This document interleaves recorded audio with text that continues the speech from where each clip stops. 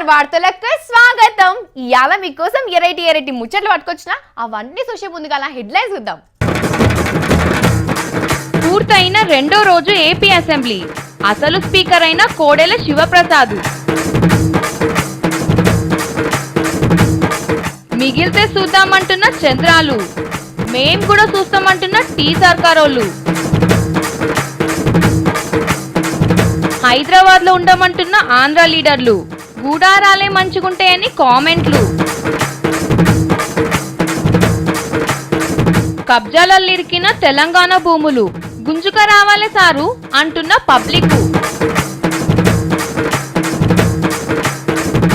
FM రేడియోలల్ల కొత్త trend. పాటలు జోకులతో పాటు వార్తలు.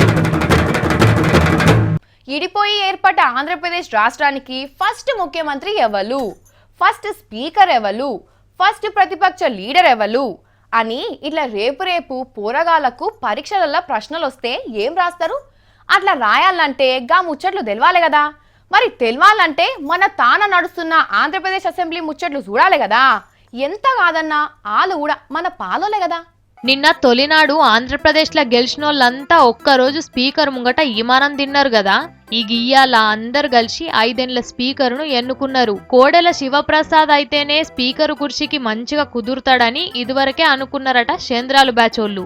ఏకగ్రీవం చేద్దాం మద్దతియ్యమని నిన్ననే జగనాలను కూడా సైకిల్ పార్టోలు అడిగినరట. ఎట్లయినా ఒప్పుకోవాల్సిందే మరి. ఆయనతో సరే పో అన్నాడట జగనాలు. ఇక అనుకున్నట్టే ఏకగ్రీవం చేసిండ్రు అంతా కలిసి. ఆయన్ను తోల్కబోయి కుర్చీలో కూసబెట్టి ఒకలెన్కొకలు అభినందనలు చెప్పిండ్రు. అటెన్క చంద్రాలు లేచి కోడెలతోని ఆయనకున్న అనుబంధాన్ని యాద్ చేసుకున్నాడు. ఆయనది అయినాక జగనాలు లేచి మీరు సభలున్న అందరినీ సమానంగా చూసుకోవాలే, జడ్జి లెక్కనే ఉండాలే అన్నాడు. సభలో 2 పార్టీలున్నాయని 2 పక్షాలున్నాయని అంటుండగానే బీజేపీని మర్చిపోయినవా అని స్పీకర్ అన్నాడు. అంతల్నే యనమల సారు లేచి జరంతా కామెడీ చేసిండు. ఒకరు ప్రతిపక్షం, రెండవ పార్టీ పాలక పక్షం కాబట్టి జగన్మోహన్ రెడ్డి గారు మొన్నటి వరకు కూడా కళ్ళు కన్నారు. ఇప్పుడు కూడా బహుశా కళ్ళు కంటున్నట్టున్నారు. కళ్ళు ఎప్పుడు కూడా నిజం కావద్దు దిశ. మేము పర్మనెంట్గానే ఇక్కడ ప్రతిపక్షం, ఇది పర్మనెంట్గానే మేము ఇక్కడ అధికారంలో ఉంటాం దిశ. అటెన్క బాలయ్య బాబు 2 సుద్దుల ముచ్చట్లు చెప్పిండు. ఎన్కశిరి రోజా కూడా అభినందనలు చెప్పేసింది. ఇక ఇలా పంచాయతులు ఏం ఉండయనుకున్నాం కదా, కానీ షురూ చేసిండ్రు. వైసీపీ ఎమ్మెల్యే జలీల్ ఖాన్ కు టీడీపీ ఎమ్మెల్యే బుచ్చయ్య చౌదరికి పడ్డది. నేను ఒకటే చెప్తున్నా, చాలా మీరు సిగ్గుపడాల్సిన అవసరం ఉంది. ఇంతటి సభలో ఒక మైనార్టీ శాసనసభ్యులు లేకుండా చేసుకున్న తెలుగుదేశం పార్టీని రాబోయే రోజుల్లో మైనార్టీసులు ఊరుకోరనేది కూడా. నువ్వు నా గురించి మాట్లాడే అర్హత నేను నిన్ను అడిగానా? నీ పార్టీలోకి వస్తానని చెప్పాను. నీ పార్టీ ఏ పార్టీ? 83లో పార్టీ ఆవిర్భావం నుంచి తెలుగుదేశం జెండా రూపకల్పన నుంచి ఉన్న వ్యక్తిని. ఇక పగటిలి 1 దాకా నడిపి రేపటికి వాయిదా పడుతుందని చెప్పేసిండు కొత్త సభాపతి కోడెలు. ఇక రేపు గవర్నర్ సారు సర్కారు తరపున ప్రసంగం చేస్తాడట. మరిగ రేపు గవర్నర్ సారు ఏమేం చెప్తాడో మనం కూడా రేపే చూద్దాం. ఒక్క మాట మీద నిలబడే మనుషులను చూస్తే మొక్క బుదైతుంది ఎవరికైనా, కానీ గడికో మాట మార్చటోళ్ళని చూస్తే మండుతుంది. మరి ఎప్పటికీ చీకటే ఉంటది అనుకుని అట్లా మాట్లాడతారో లేకపోతే ఏందో తెలియదు, కానీ ఇష్టం వచ్చినట్టు మాట మారుస్తుంటారు. అవతలలో కూడా టైం వస్తుందని ముచ్చట మర్చిపోతారు. ఇంతకు ఎవరిది ముచ్చట అనుకుంటురా? నాలుక మడతేసి మాట్లాడే గీల ముచ్చట. మంచిగా చెప్తే ఇనటట్లేడు సీమాంధ్ర నిర్మాణ సంఘం గుత్తేదారు చంద్రబాబు. లేని కరెంటు కయ్యంది ఇయ్యక పటేలా అనో దిక్కు కేంద్రమోలు చెప్తుంటే కూడా ఏయ్ మా కరెంటు మాకే, మీది మీకే అని పెండల రాయేస్తున్నాడు. నిన్ననే గంటగానం చెప్తిమి, బొగ్గు మాదే నీళ్లు మాయే, మమ్మల్ని ఎందుకు పరిచయం చేస్తున్నావు సారు అని. అన్ని చెప్పినా ఇంటలేడు.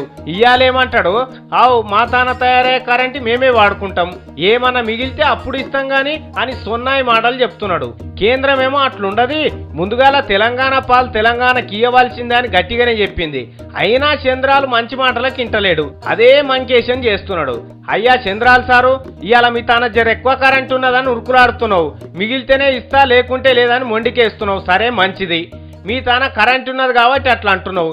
మరి మా తానికెళ్ళే కృష్ణా నది పోతుంది, మా తానికెళ్ళే గోదావరి నది పోతుంది. గా నీళ్లు మేము సరిపడా వాడుకున్నాక మీకు ఇస్తామని చెప్పుకుంటావా? గోదావరి మీద 1 కట్ట, కృష్ణా నది మీద 1 కట్ట అడ్డం కట్టమంటావా? మీ కరెంటు మిగిలితే మీరెట్లు ఇస్తారో మా తానికి వెళ్ళిపోయే నీళ్లు మేము తాగినాక మిగిలితే మీకు ఇస్తాం. ఏం పని సారు ఇది? ఎవడన్నా మెస్తాడా ఈ పని? తెలుగు వాళ్ళంతా కలిసి నడిచేటట్టున్నదా చెప్పు? అయినా 10 ఏళ్ల దాకా మీరు హైదరాబాదులోనే ఉండి సీమాంధ్ర కూలి పని చేసేది ఉన్నది. మీరు కూర్చునే ఆఫీసులలో ఫ్యాన్లు తిరిగా అన్నాయి, లైట్లు వెలుగా అన్నాయి, మీ ఇళ్ళల్లో కరెంటు కావన్నాయి. మరి ఇదంతా ఇవ్వలియాలే? తెలంగాణ సర్కారేనా? కనీసం సోయన్న లేదా? అయ్యో ఆడనే ఉండి వాళ్ళని గోస పెడితేరే పొద్దుగాల ఏ ముఖం పెట్టుకొని తిరుగుతాం హైదరాబాద్ రోడ్ల మీద అని చెప్పు. హరీష్ రావు సారు ఏంది వీళ్ళ కథ? ఇంకా ఆదుకోవాల్సింది పోయి బీపీఎల్ రద్దు చేస్తా అని చట్టాన్ని కూడా ఉల్లంఘించి మీరు మాట్లాడడం అనేటువంటిది ఇది తెలంగాణ ప్రజలను వేధింపులకు గురి చేయడమే. ఏమో సారు మీరు ఏం చేస్తారో మాకు తెలియదు కానీ జర ఈ రైతుల గోస మాత్రం ఒక్క పారిను. పంటలు ఎండిపోయినాయి సారు, ఈ పంటలు ఎండిపోయినాయి. కరెంట్ అప్పుడంతా పూర్తి తీయలేదు, సగం సగం ఎండిపోయినాయి, సగం సగము పండినాయి. అది సగం కూడా అంత కచ్చపెక్కాయి, ఇన్ని మక్కినాయి, సరిగా మక్కలే. 2 నెలల నుంచి ఎండిపోకడ సురువు అయింది. ఇంత ఇంత ఇంత ఇంత ఇంత 1 ఎకరా వారింది, ఆ ఎకరా కూడా మామూలుగానే. కరెంట్ చక్కగా లేదు, నీళ్ళు చక్కగా పోయలేదు, ఎండిపోయి పండింది. చూసినరా ఊళ్ళ పొంటి ఎద్దు వ్యవసాయం అంతా ఆగమయ్యే పరిస్థితి వచ్చింది. మీరు ఎట్లన్నా చేసి కరెంటు తక్లీఫ్ లేకుండా చేయండి. చంద్రబాబును గిచ్చుతారా మెచ్చుకుంటారా మాకు తెలియదు అంటున్నారు పబ్లిక్. కష్టపడి నౌకర్ చేసో లేకుంటే ఏదైనా చిన్న వ్యాపారం చేసో హైదరాబాద్లో ఇల్లు కొనుక్కునే వాళ్ళని ఉంటారా? గ్యారెంటీగా ఉండరు. అసొంటోళ్ళను భూతంతం పెట్టి ఎంకినా దొరకరు. ఎందుకంటే హైదరాబాద్లో ఇల్లు రేట్లు ఎట్లున్నాయి ఇప్పుడు? ఓ 10-15 ఏళ్ళ కింద 4-5 లక్షలు కూడా పెట్టి ఇల్లు కొందామనుకున్నోళ్ళు ఇప్పుడున్న రేట్లు చూస్తే దిమ్మ తిరిగిపోతుండొచ్చు. ఇల్లు కాదు కదా, ఆ ఇంట్లున్న ఒక్క బాత్రూమ్ కూడా కొనలేరు. మరి ఎందుకు ఇట్లా అయింది? హైదరాబాద్లో ఏం తేడా వచ్చింది? కురక హైదరాబాద్లో బొందల గడ్డలు కూడా ఇడిచిపెట్టలే కొంతమంది. జానెడు జాగున్న కడీలు వాతి కబ్జాలు పెట్టిండ్రు. సీమాంధ్ర సర్కార్ వాళ్ళు మనల్ని ఏలినన్ని రోజులు ఇదే కథ నడిచింది హైదరాబాద్లో. రాజుల సొమ్ము రాళ్ళపాలన్నట్టు తెలంగాణ రైతుల సొమ్ము కొంతమంది ఆంధ్రోలు గుంజుక తిన్నారు. మర్రబడితే కేసులు పెట్టుడు, లేకపోతే సంపుతామనడు, అడ్డికి పావు చేరి అమ్ముకోమని బెదిరించుడు. ఇదే కథ. 1 కాదు 2 కాదు, హైదరాబాద్ చుట్టుముట్టు లక్షల ఎకరాల భూమి ఇట్లనే మందిపాలైంది. పోరంబొక్కు భూములు అయితే అత్తగారు సొమ్మన్నట్టే ఎవ్వనికి నచ్చినట్టు వాడు కబ్జాలు పెట్టిండు. ఇన్ని దినాలంటే వాళ్ళు ఆడిందే ఆట పాడిందే పాట ఉండే. మరి ఇప్పుడు తెలంగాణ సర్కార్ వచ్చింది కదా, ఇప్పుడు కూడా అట్లనే ఉంటే ఏమైతుంది? సీరి సింత గడతా అంటున్నాడు కేసీఆర్ సారు. ఎవడెవడు కబ్జాలు పెట్టిండో, ఎవడు కడీలు వాతిండో, ఏడేడ వాతిండ్రో మొత్తం లెక్క తయారు చేయండి చెప్పేసిండట కలెక్టర్లకు. చెడుపు చేయమంటే భయం కానీ మంచి చేయమంటే చేయరా మన కలెక్టర్లు? చెప్పుడు ఆల్చమే లేదు, మీటింగ్ పెట్టిండ్రట కలెక్టర్లు. తీండ్రి లెక్క భూములు ఏడేడ కబ్జాలైనాయి, ఎంత కథమైనాయి అని. కానీ చాలా గొప్ప పని చేసినావు కేసీఆర్ సారు. ఈ బటవాయి దొంగలు జయంగా భూముల ధరలు చిన్న పెరిగినాయా? పేద బక్కోడు 2 రేకులు వేసుకుందామన్నా శాత కాకుండా అయింది. ఓ 10 ఏళ్ల కింద డబుల్ బెడ్రూమ్ ఇల్లు 4 లక్షలు ఉంటే ఇవాళ 40 లక్షలు ఉన్నది. మీరు డబుల్ బెడ్రూమ్ ఇల్లు కట్టిస్తా అన్నారు కానీ ముందుగాల ఈ భూములు గుంజుకొని పేదోళ్ళని కాపాడుండ్రి, ధరలు అగ్వయ్యేటట్టు చేయండి. మీరు డబుల్ కాదు 3 బెడ్రూమ్ల ఇల్లు కట్టించినంత లెక్క సారు. మనోళ్ళ భూములు గుంజుకొని మనోళ్ళ దాంట్లోనే ఇల్లు కట్టి మళ్ళా మనోళ్ళకే అమ్మిండ్రు. భూములు మనది, కష్టం మనది, ఫలితం వాళ్ళది. హైదరాబాద్ ను నేనే అభివృద్ధి చేసిన, అసలు అభివృద్ధి అంటేనే నేను అభివృద్ధికి మారుపేరు అంటుంటాడు ఒక ఆయన. ఇక మా సొమ్మంతా ఈడనే ఉన్నది, మా రక్తం అంతా ఈడనే దారపోసినామని ఇంకొందరు అంటారు. మరి వీళ్ళన్నదంతా నిజమేనా? హైదరాబాదు వీళ్ళన్నంత గొప్ప ఉన్నదా? ఏమో నాకైతే అస్సలు అట్లా అనిపించలేదు. కానీ నిన్నే అలా ఆళ్ళే మళ్ళా మాట మార్చి ఏమో అంటున్నారట. ఏందో చూద్దాం పర్రి. అయ్యో ఏం గోసొచ్చింది? సీమాంధ్ర అన్నలు ముక్కు జీదరించుకుంటున్నారు. మేము ఉండమీడ హైదరాబాద్లో కలో గంజో దాక్కుంటా మా ఊళ్ళోనే ఉంటాం అంటున్నారు. ఈ పడాబడ్డ బంగుళాల పొంటి ఉండాలంటే మాతోని కాదని ముఖం ముంగట్నే అంటున్నారు సీమాంధ్ర ఎమ్మెల్యేలు. మా సొంత ఖర్చులతో ఒక రేకు షెడ్ వేసుకొని చక్కగా శాసనసభ అక్కడ నడిపించుకుంటే మనకు ఆనందం గౌరవంగా ఉంటుందనేది కూడా నేను భావిస్తున్నా. పాపం ఏం బాధ వచ్చిందో ఏమో మనసుకు. ఇంకొక ఎమ్మెల్యే సార్ కూడా అట్లనే అంటున్నాడు. ఇక్కడికి వచ్చిన తర్వాత శాసనసభలో ఈ సౌకర్యాలు అసౌకర్యాలు చూసిన తర్వాత ఎంతో బాధ అనిపిస్తుంది. చాలా ఎంతో ఉంటుందని ఎంతో ఆశతో వచ్చాం. ఇక్కడికి వచ్చి చూసిన తర్వాత మామూలుగా ఎటువంటి పరిస్థితులు కూడా బాగా లేవు. పోనీ వీళ్ళంటే కొత్తగా వచ్చిండ్రేమో హైదరాబాద్ నీళ్లు వడక ఇట్లా అంటున్నారేమో అనుకుంటే ఆఖరికి ఆంధ్ర స్పీకర్ కోడెల శివప్రసాద్ సార్ కూడా గుడారాలన్నా వేసుకొని శాసనసభ నడుపుదాం కానీ ఈడ ఉండు వద్దే వద్దంటున్నాడు. మనం వసతులు తక్కువైనా సరే మన రాష్ట్రంలో మన అసెంబ్లీ ఉండాలి, మన రాష్ట్రంలో మన సెక్రటేరియట్ ఉండాలి, మన రాష్ట్రంలో మన పరిపాలన సాగాలి. అక్కడ మనం కమిట్మెంట్ తోటి ప్రజా పరిపాలన చేయాలని చెప్పి నేను కోరుకుంటున్నాను. ఏమో సార్లు, మీరు మేము కలిసి నడుద్దాం ప్రగతి సాధిద్దాం అనుకుంటే మీరేమో వెళ్ళిపోతా అంటున్నారు. ఇన్నేళ్ళు కలిసి ఉన్నాం, బాధ అనిపించదా సార్ మాకు? మీరు పోతే మాకు భూవదినుడు ఎవరు నేర్పుతారు, వ్యవసాయం చేసుడు ఎవరు నేర్పుతారు? ఎట్లా సారు? ఒక్కసారి ఆలోచన చేయండి. మనం అన్నదమ్ములు లెక్క బతుకుదాం సార్. 10 ఏళ్ళ దాకా మీకు ఇష్టం లేకపోతే 5 ఏళ్ళ దాకానన్నా మనం ఒక్కతాన్నే ఉందాం. పెద్ద మనసు చేసుకొని మా మాట మన్నిస్తారని అనుకుంటున్నాం. ఇట్లు మీ పాలోళ్ళం. మా మల్లన్న చాలా దినాలయ్యే కనిపించక, పాపం ముసలోడు కదా, ఎక్కడ ఇరగబడ్డాడో ఏం చేస్తుండో ఏమో. మల్లన్న, ఓ మల్లన్న. అయ్యో పాపం, బొందలగడ్డ దగ్గరలో ఏడున్నదో అని ఎంకులాడుతున్నట్టున్నాడు. ఓ మల్లన్న. అయ్యో, పొద్దుగాల జాతకం చూసుకుంటే అందులో గండం ఉన్నది అని రాసి ఉన్నది అన్నట్టే ఉన్నది కదా. అబ్బో, ఊకినన్నా వాళ్ళకరిచి పాడైతే అటెట్టో పోయి నా మీదకే తిప్పుతాడు. ఉన్నమాట అంటే ఉలికి ఎక్కువ అంటారు, గిదే కావచ్చు. ఏమో గాని ఏదో ఎంకులాడుతున్నావేంది? ఆదాయ మార్గాలు ఏడేడున్నాయా అని ఎత్తుకుతున్నా. ఆదాయ మార్గాల? ఎందుకు? జీతం సరిపోతలేదా? ఏహే, నాకు కాదు పొలా, కేసీఆర్ సార్కు. అగో, ఆయనకెందుకు? మంచిగా ఫామ్ హౌస్ కాడ పంట బాగానే వండుతుంది కదా. ఆయన కంటే ఆయన కాదు, ఆయన నడిపే తెలంగాణకు. ఏమైంది తెలంగాణకు? నీ అసొంటి దరిద్రం పట్టింది. ఏయ్, ఏంది మరి? లేకపోతే తెలంగాణ బంగారు తునక కావద్దా? కావాలే. కావాలంటే మరి ఏడేడ భూములు ఉన్నాయి, ఏడాగమైంది, అవన్నిటిని బయటికి తీయాలి కదా. ఏడున్నాయి మల్లన్న, అంత మంచిగానే ఉన్నాయి కదా. నీ ముఖమేరక నీకు బేగంపేట ఎయిర్పోర్ట్ లేదా? ఉన్నది, ఖాళీగానే ఉన్నది. మరి అది అంతా జడగొట్టి పెద్ద పెద్ద బంగ్లాలు కట్టి కిరాయికి ఇచ్చో లేకపోతే కంపెనీలు పెడితేనో వచ్చే పైసలు రావా? మస్తు పైసలు వస్తాయి. అట్లనే ఆంధ్రోలు కబ్జాలు పెట్టిన భూములన్నీ వెనక గుంజుకుంటే పైకమే. అవును మల్లన్నో, బొచ్చడు ఆదాయం వస్తుంది అట్లా వేస్తే. అట్లనే బంగారు తెలంగాణ కోసం ఒక నిధి పెట్టి అందరి దగ్గర చందాలు వసూలు చేస్తే అట్లే వలిస్తారు మల్లన్న. అగో, ఆంధ్రలో వసూలు చేస్తలేరాడా? చేస్తే మన తెలంగాణ కోసం మనం కూడా చందాలు వసూలు చేయాలి. అట్లా వేస్తే ఇంకేముంది, తెలంగాణకు ఆదాయమే ఆదాయం. అగో, అందుకే కేసీఆర్ సార్కు ఈ ముచ్చట చెప్పుదామని భూముల లెక్కలు, పడబడ్డ కంపెనీల లెక్కలు తీస్తున్నా. అవును మల్లన్న, ఇట్లా కబ్జాలు పెట్టిన భూములన్నీ లెక్క తీస్తే హైదరాబాద్ లా ఎన్ని ఎకరాలు బయట పడుతుండొచ్చు? ఏం తక్కువ 1,00,000 ఎకరాలు వెళ్తుండొచ్చు. అమ్మో, అంతనా? అవును పిల్ల, జర్రంతా మోసం చేసిర్రా మనల్ని. మరి సరిపోతాయా మల్లన్న ఈ పైసలన్నీ బంగారు తెలంగాణ తయారు చేసేందుకు? ఓది ఇక్కడ ల్యాంకోయిల్స్ ఉండనే ఉండి అవి మనయేనా? కళ్ళు కాంపౌండ్లు తెరుస్తూనే ఉన్నారు, కోటర్ సీసాల దుకాణాలు కొలాయించే ఉన్నాయి. ఇక ఏం తక్కువ ఆమ్దాని చెప్పు మన తెలంగాణకు. కానీ మన బంగారు తెలంగాణ ఎప్పుడు తయారైతుంది మల్లన్న? నువ్వు నోరు ముయ్యంగానే. ఏయ్, మరి కాకపోతే ఏంది? నువ్వు ఇట్లనే వరితే కబ్జాలు పెట్టిన వాళ్ళంతా తప్పించుకోరా. జర్ర ఓకే పట్టు, బంగారు తెలంగాణ అవుతుంది. కేసీఆర్ సార్ చేసి చూపిస్తాడు. ఏమో పోనాయనా, మందలిద్దామని మన్ను మీద వస్తున్నట్టే అయింది నా పని. ఇగవో, పోకపోతే ఉంటాను ఇంకా. Good morning Hyderabad. ఏంటి బాస్, గుర్తుపట్టారా? నేనే రోజు ఇదే టైంకి నాన్ స్టాప్ మ్యూజిక్తో మిమ్మల్ని మైమరిపించి ఊహల్లోకి తీసుకెళ్లే పసందైన పాటలతో ఎంటర్టైన్మెంట్ చేయడానికి మీ ఫేవరెట్ పాంచ్ పటాకా పాటలు రెడీగా ఉంది. ఇంకా గుర్తుపట్టలేదా? నేను మీ ఆర్జే రాములమ్మను అని ఇట్లా రోజు ఆపకుండా చెవులల్లో జోరిగిల్ల లెక్క మాట్లాడే రేడియోల గురించి ఒక కొత్త ముచ్చట పట్టుకొచ్చిన. అదేందో చూడరి. టీవీలు, కంప్యూటర్లు రాగానే అందరు ఏమనుకున్నారు? రేడియోల పని అయిపోయింది, ఎందుకు వనికి రావు, వీటిని ఎవ్వరు కొనరు అనుకున్నారు. మరి అప్పట్లో రేడియోలలో వచ్చే కార్యక్రమాలు కూడా గట్లనే ఉండేటి.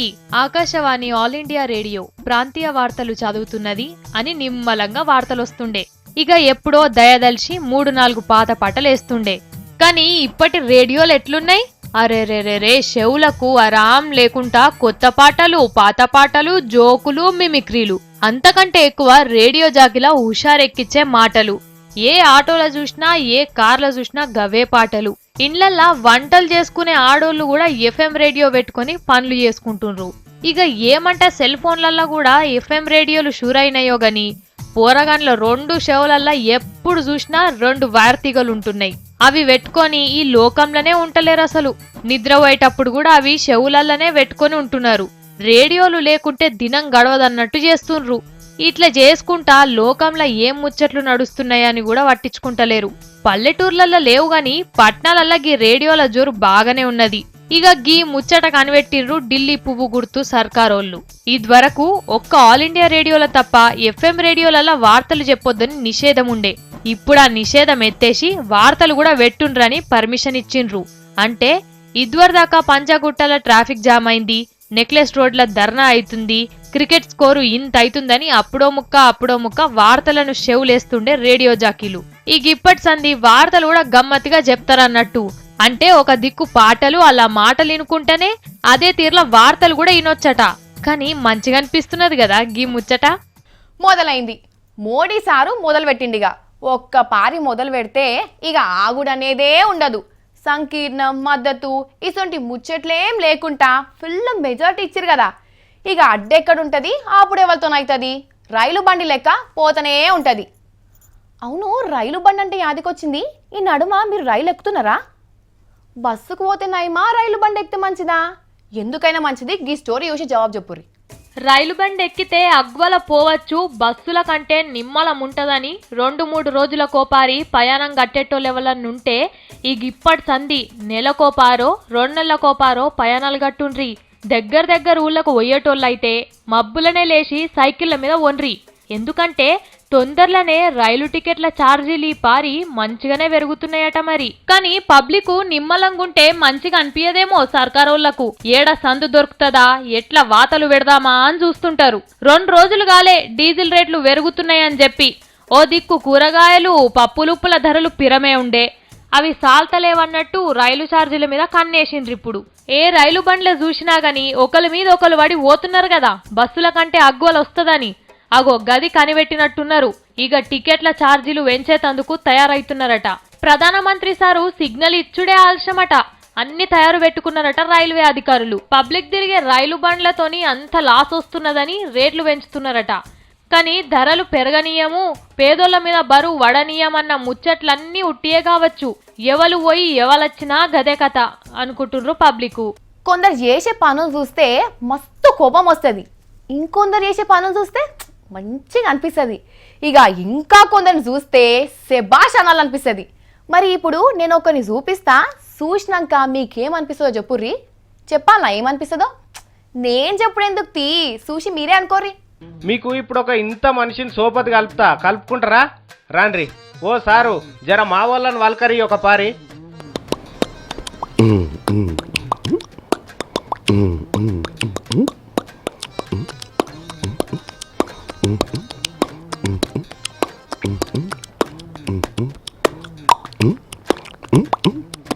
ఏంది ఈయన మాట్లాడమంటే ఏమో సప్పుడు చేస్తున్నాడు అనుకుంటున్నారా? ఈయన స్పెషాలిటీ ఇదే అన్నట్టు. ఈయన నోటితోనే తబలా కొడతాడు, డోలు కొడతాడు, పీక సప్పుడు కూడా చేస్తాడు. ఒక్క మాటలో చెప్పాలంటే పాట రంజుకు రావాలంటే ఏముండాలి? డప్పో, తబలనో, డోలో ఏదో ఒకటి ఉండాలి కదా. ఇక ఉత్త పాట పాడితే మంచిగా ఉండదు ఇన్నా కానీ. మనసుల నోట్లోకి వెళ్ళి పాటలు రాంగిన్నాం, మిమిక్రీ చేయంగిన్నాం కానీ ఒకటే నోట్లోకి వెళ్ళి తబలా, డప్పు, పీకే అన్నీ ఒకటే పారి వస్తుడు చూసినామా? గా పనే చేస్తున్నాడు ఈ సార్ కూడా. ఈ పొల్ల పాట పాడుతుంటే ఈయన నోటితోనే ఎట్లా మ్యూజిక్ చేస్తున్నాడో చూడుండ్రి. పాడు బుజ్జి. శ్రీరాముని చరితమును తెలిపదమమ్మా, ఘనశీలవతి సీతకథా వినుడోయమ్మా. రాముగని తేలగనే రాముడు చెల్లి, ముప్పు చెవులు కాసి సామాట విని కంటలు పోని, మైత్రిని తరితోయే ధాయలు కన్ని. శ్రీరాముని చరితమును తెలిపదమమ్మా. ఇవే కాదు, బొచ్చడు పాటలకి ఈయన నోటితోనే సప్పుడు చేస్తాడు. 5-6 పెట్టి కొట్టిపిస్తే వచ్చే సప్పుడు ఒక్క నోటితోనే ఒక్కటే పారి చేస్తున్నాడు. ఈయన ఎవరు ఏం కథ ఆయననే అడుగుదాం. ఇంతకు నువ్వు ఎవరు, ఏ ఊరు, ఏం కథ ఒక్క పారి చెప్పు పెద్ద మనిషి. నా నివాసం అంటే ఇక్కడ మహబూబ్ నగర్లో బీకే రెడ్డి కాలనీ, ఉమర్ ఫారూక్ నగర్, షాషాబ్ గుట్ట. చాలామంది పరేషాన్ అవుతారు. ఇట్లా నువ్వు ఎట్లా మాయిస్తున్నావు, ఈ నోరు నుంచి ఎట్లా వస్తుందని చాలా దగ్గరకు వచ్చి నా నోరు దగ్గర వచ్చి మొత్తం చూస్తారు, నవ్వుతారు. అయ్యో, మన పాలమూరు జిల్లానేనట కదా. నాలుకేతో ఒక సప్పుడు, దవడలతో ఒక సప్పుడు, పండ్లతో ఇంకో సప్పుడు, గాలితో మళ్ళొక సప్పుడు, ఇట్లా రకరకాల సప్పులు వేసుకుంటూ అందరికి గమ్మత్ చూపిస్తున్నాడు. ఈయననే వింత మనిషి అన్నట్టు. మంచిగున్నా సాహెబు నీ పని.